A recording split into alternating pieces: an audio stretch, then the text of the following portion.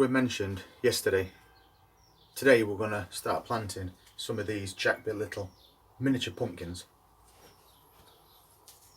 And we're going to do a couple in containers and we're going to do a few outside as well.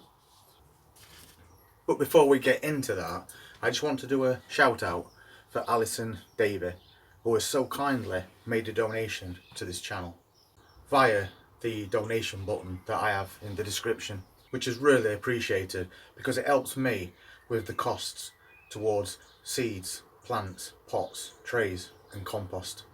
And every single penny that I receive will go straight back into this channel so I can make even better content in future, which in turn will enable all of us to become even more successful growers.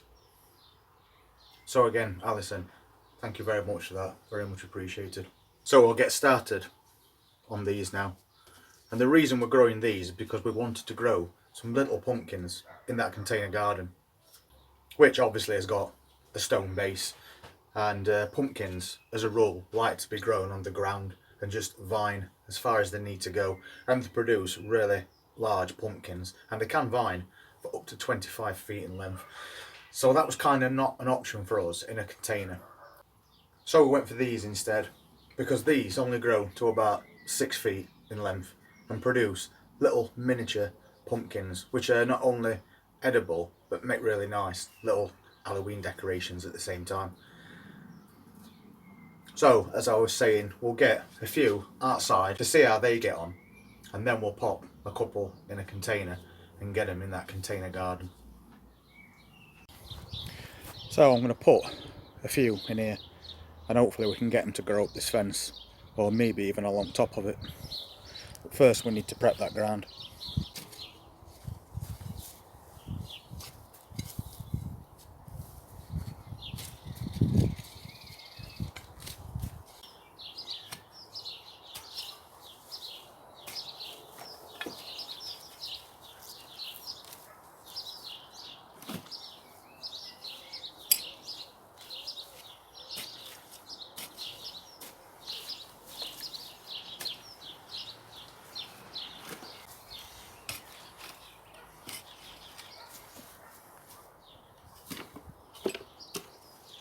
Now we'll loosen that soil up a little bit more with one of these.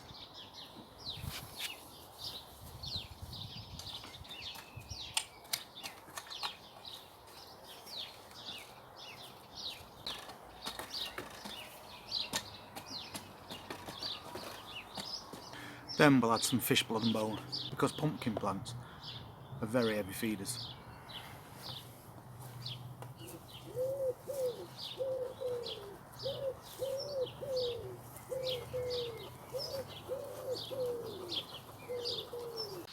So now we can get us plants in, and I'll probably get about 5 in here.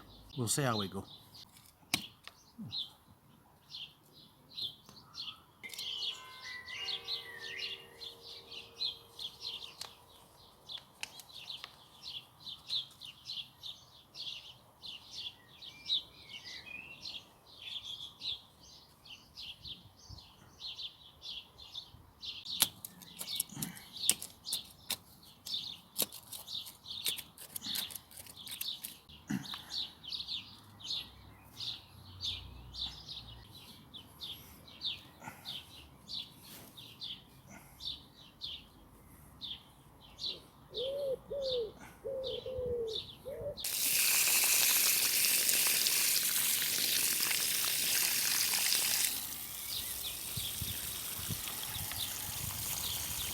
So there we go, all done. We've got 5 plants in there in total. So now we can move on to getting some in containers. And again, we're going to be using one of these homemade planters made from 3 pallets. So we've got us planter, and as always we're going to add some of that rough sieved compost that we always save.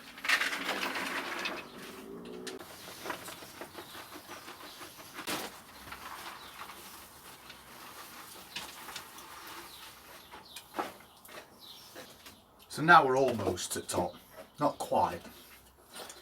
We'll add some fish blood and bone fertiliser.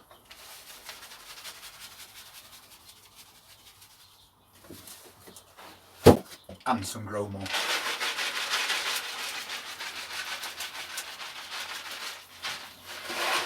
Because pumpkin plants, like cucumbers and melons, are very heavy feeders. So the more nutrition we can get into this little container, the better. And then, as it's growing, we can also add a water-soluble fertiliser just to keep boosting up those nutrients. Now we'll top it up with some finer compost.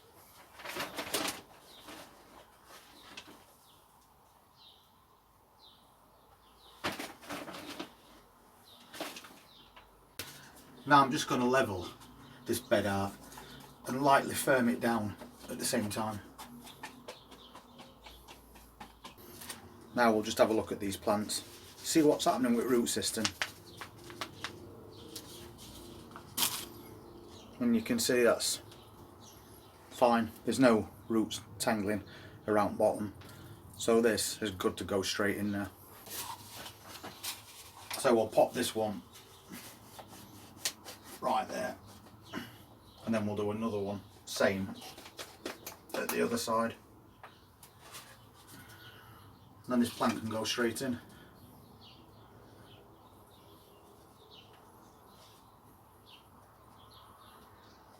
Make sure you firm these plants down as well, because you want it to be stood up, not flopping over. See, that's perfectly fine, nice and stable. And the second plant is basically the same. So exactly the same as before. Push it down and firm it in. And then build around that base if you have to create better stability. And as always, we've got all this space at the front that's doing nothing. And these are going to take quite a while to reach maturity. So while we're waiting, I always use that extra space at the front to grow cropping plants like lettuce. And since I've got a few with these oak leaf green plugs still left, we might as well use this space and get them in.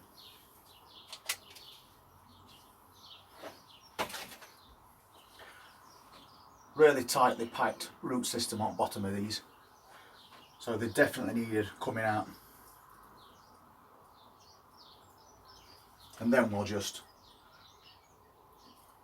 untangle that root system a little at bottom like that, and we'll get some in. So I think we'll go one central, firming them in and trying to keep them pointing slightly upwards, just to keep those leaves off that soil. Because when it rains, if those leaves are sat on that compost, they're going to get continuously wet, eventually rot and attract slugs.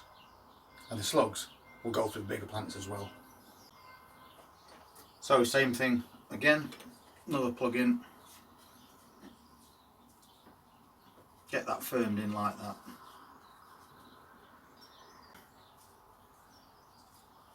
This is one of the great things about doing containers, because you can utilise that really small area by interplanting long season crops with short season crops. So you've always got something continuously coming out of this container.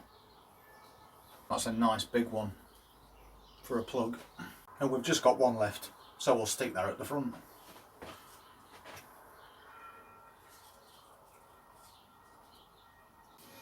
So that's all nicely set up now. Apart from one other little thing that we need to do. These are vining, so they need something to grow up. Because if we leave them, they will grow over the side of the container, but then they're going to be growing along the concrete, and there's no benefit to that whatsoever. So I was going to make a cane structure for these to grow up, but then I just happened to find a piece of trellis on roof at shed. So I'll go and grab that and we'll use that instead. So there's that trellis I was talking about, and as you can see it's quite tall, so that's going to be perfect to let these grow up, and we can interweave them in between as well and tie them on, and then they've got all the support they're going to need for the entire year. So I'm just finding the centre with this container so we know it looks right.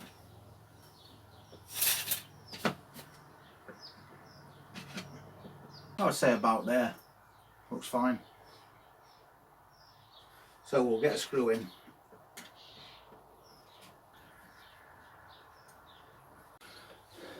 So there we go. That's as Jack B. Little miniature pumpkin planter all set up, and it's got plenty of way to grow up there. And then we've added those few early cropping oak leaf green lettuces. So all we've got to do now is put this in container garden.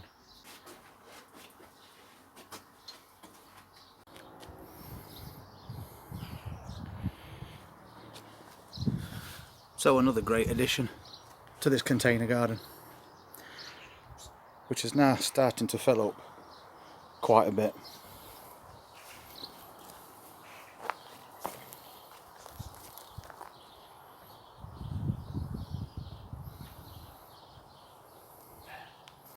Once again, a really nice addition to that container garden.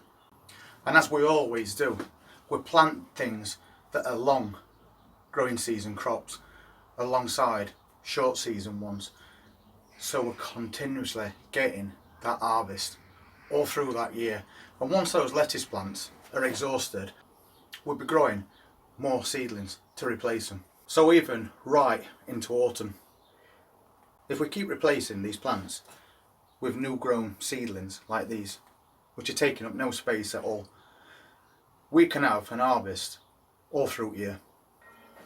So we've got as lettuce, so we've got some spinach as well, because as you get into autumn, spinach prefers to be grown in cooler temperatures, or if it gets too hot, it will go to flower or bolt or go to seed.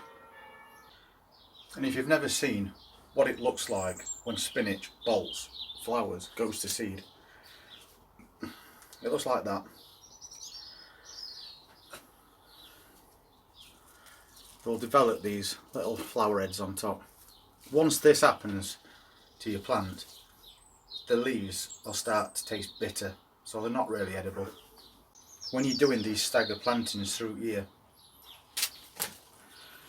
for the sake of a little bit of space, you can have all of those ready to grow through autumn and winter.